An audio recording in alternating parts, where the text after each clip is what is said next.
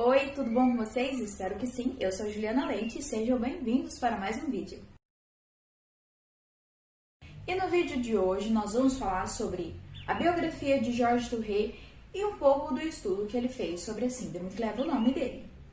Georges Albert Eduardo Brutus Gilles de La Touré, não sei se é assim que pronuncia, esse é o nome completo do nosso amigo Jorginho. Ele nasceu no dia 30 de outubro de 1857. Ele nasceu numa cidade bem pequenininha na França, numa família de médicos, e adivinha o que ele se tornou? Médico! Aos 16 anos, ele ingressou na Faculdade de Medicina em Poitiers, uma cidade próxima à sua cidade natal, um pouquinho maior. 4 anos depois, ele foi para Paris, terminar a Faculdade de Medicina.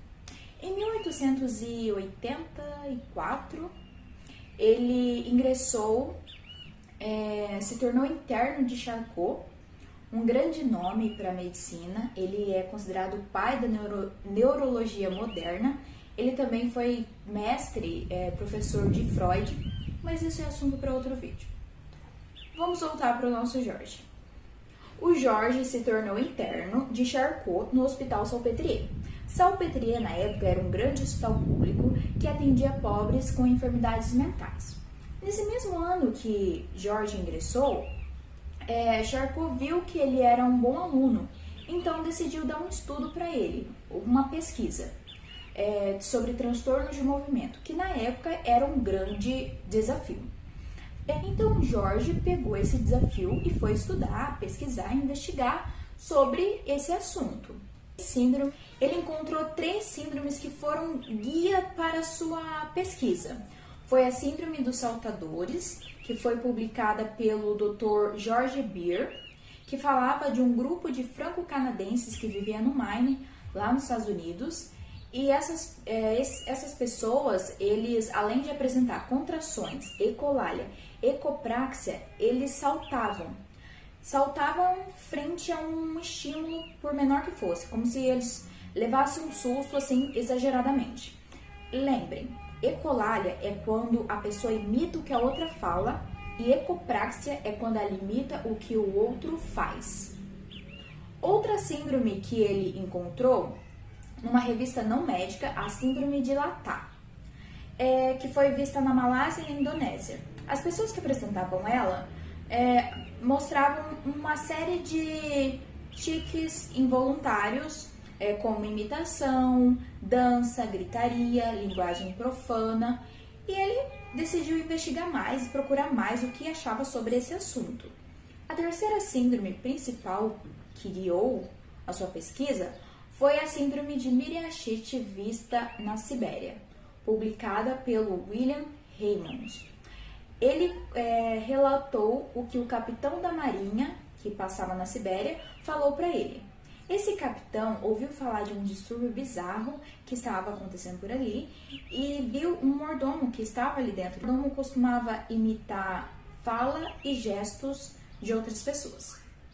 Teve um momento que um tripulante, ele simplesmente escorregou e caiu, e esse mordomo viu esse movimento, parou o que estava fazendo e repetiu o que tinha acontecido com esse tripulante. Então, mesmo que a pessoa sabe que pode causar algum dano para si, ela tem que fazer, tem que agir daquela forma. A gente vai entender um pouco melhor no próximo vídeo, que a gente vai falar especificamente da síndrome. Ok, essas 3 síndromes que ele buscou foi o que guiou ele para essa pesquisa. Artigos falam que ele investigou mais de 8 casos antes da sua publicação. Ele investigou algum caso lá dentro do hospital e encontrou um menino de 15 anos que com inteligência normal, mas apresentava alguns tiques corporais na cabeça e cintura e falava a palavra merda e também costumava repetir as 2 ou 3 últimas palavras da frase que alguém falava ali perto dele. No trabalho que ele publicou, ele falou sobre a primeira vez que essa síndrome foi vista na literatura, que foi em 1825, relatada pelo Dr. Jean Itard. Ele falou sobre uma nobre francesa, Marquesa de Dampierre, que apresentava esses tiques desde os 7 anos. Ela também emitia um som que parecia um latido e costumava falar palavras obscenas. O nome que ele deu para o seu trabalho publicado foi Estudo sobre um distúrbio nervoso caracterizado por incoordenação motora acompanhada de ecolalia e coprolalia, entre parênteses, jumping, latá e miriachite. Fecha parênteses. As 3 principais síndromes que guiou ele no seu trabalho. Esse trabalho publicado em 1885 foi avaliado positivamente por Charcot, seu professor. Então, Charcot decidiu homenageá-lo, dando o nome da síndrome de Tourette. Muitos outros médicos pesquisadores não aceitaram, falava que era muito recente dar um nome para essa síndrome, e por conta disso, a síndrome de Tourette ficou longe da literatura por cerca de 50 anos. Depois dessa publicação, Tourette continuou publicando outros trabalhos. Em 1887, ele publicou pela primeira vez sobre hipnose. Nesse mesmo ano, ele se casou com sua prima, Marie Detroit, com a qual teve 4 filhos. Tourette também era crítico literário, teatral e teve várias outras publicações. A partir de 1893, começou uma fase ruim na sua vida. Nesse mesmo ano, ele estava sofrendo luto pela morte do seu filho e de Charcot, seu grande professor, mestre, e nesse ano, uma antiga paciente o encontrou e o acusava de tê-lo hipnotizado contra sua vontade. Então, para se vingar, ela deu um tiro na cabeça dele. Ele sobreviveu. Mas após esse episódio, esse episódio deu ênfase e força para pensadores na época que acreditavam que poderia cometer um crime sob hipnose.